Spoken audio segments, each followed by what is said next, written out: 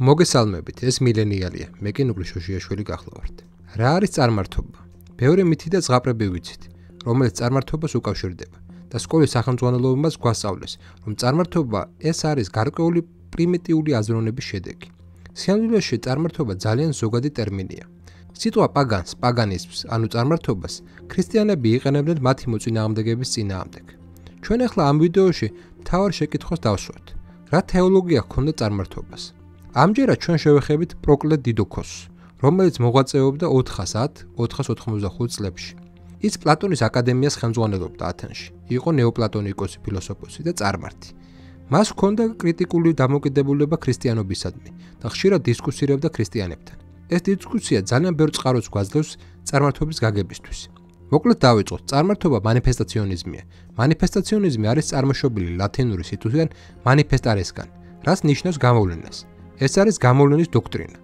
მანიფესტაციონიზმის მიხედვით, მთელი სამყარო არის ღვთაებრიობის გამოვლენა.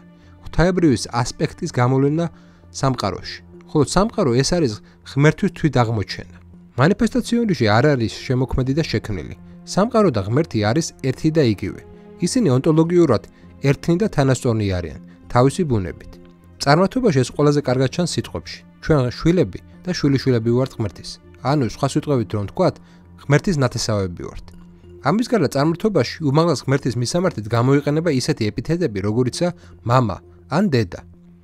სხვანაირად რო ვთქვათ, ღვთაებრიობა ვლინდება სამყაროში მაშინაც კი, როდესაც ღმერთები გვევლინებიან კოსმოსისა და ადამიანის დემიურგებად, ანუ შემოქმედებად.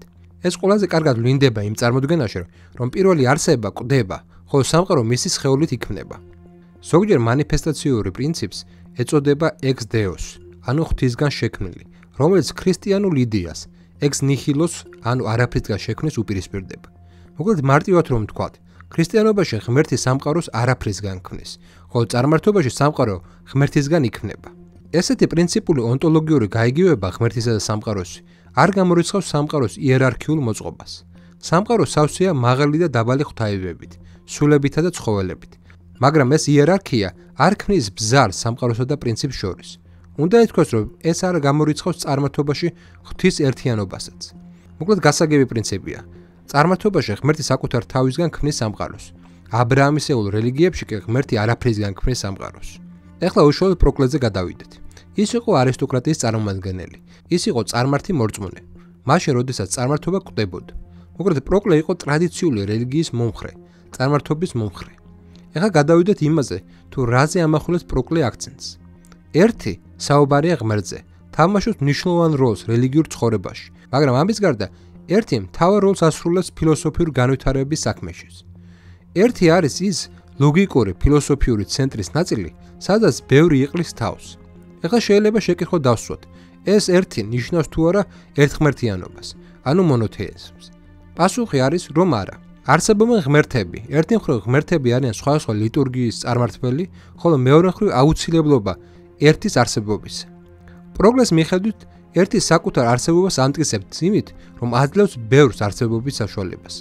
პროკლეს მიხედვით, ყველა მრავალფეროვნება გამომდინარეობს ერთისგან. მოდი პროკლეს ციტატას მოვიხმობ. მთლიანი ყოველთვის ერთეულია. რომ იყოს მთლიანი, უნდა იყოს ერთეულის. მთლიანი არის, ესე იგი არის ერთეულიც. იმისთვის, რომ მრავალი იყოს, ის უნდა შედგებოდეს ერთეულისგან. მრავალი რომ არსებობდეს, უნდა იყოს ერთი. მრავალი რომ არსებობდეს, უნდა შედგებოდეს ერთისგან. წინააღმდეგ შემთხვევაში მრავალი დაიშლება უსასრულობამდე, რაც ნიშნავს, რომ იქნება ბევრი უსასრულობა, რაც აბსურდია. ეს იმას არ ნიშნავს, რომ ბევრი არ არსებობს. ბევრი არსებობს, მაგრამ არსებობს ერთიც. მოკლედ გასაგებია რა არგუმენტებიც მოჰყავდა პროკლეს.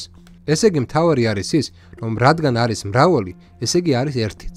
მოკლედ გადავიდეთ იმ ერთზე, ერთ არსებაზე.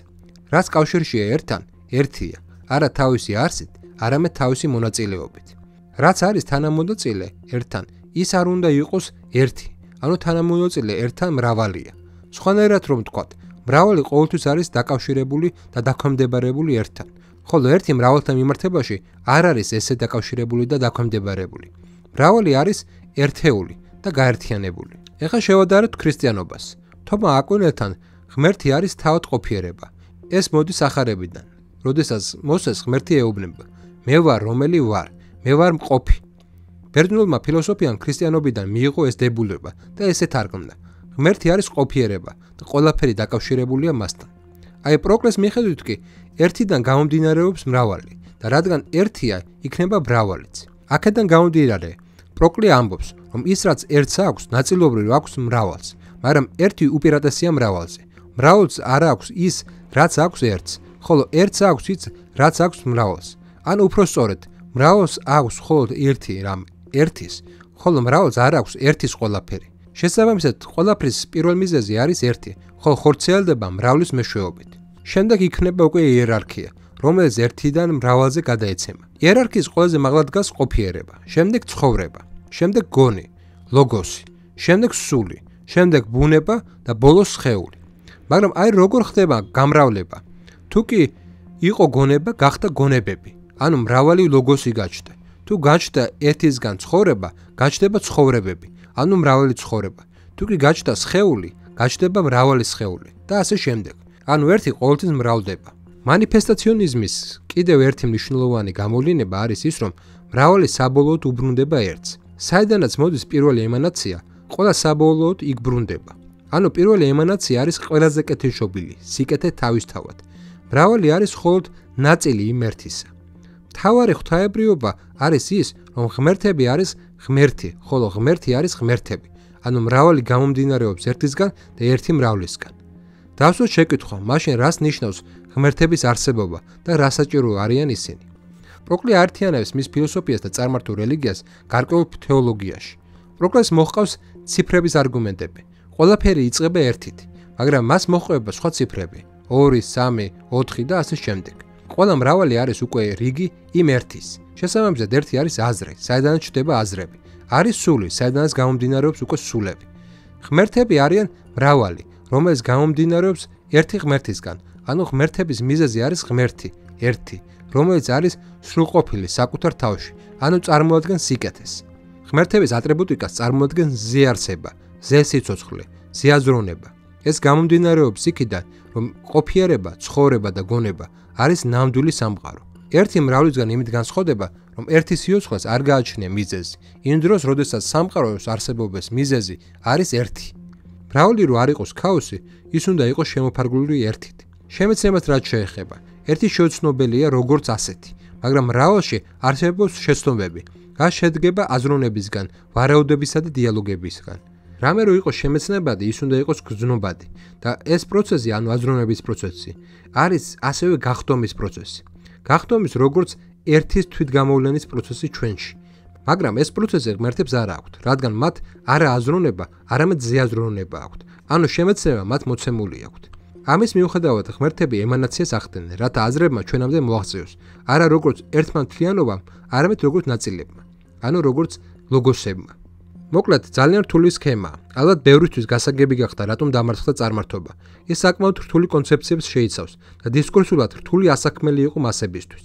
იმედია საინტერესო იყო თქვენთვის ეს ვიდეო.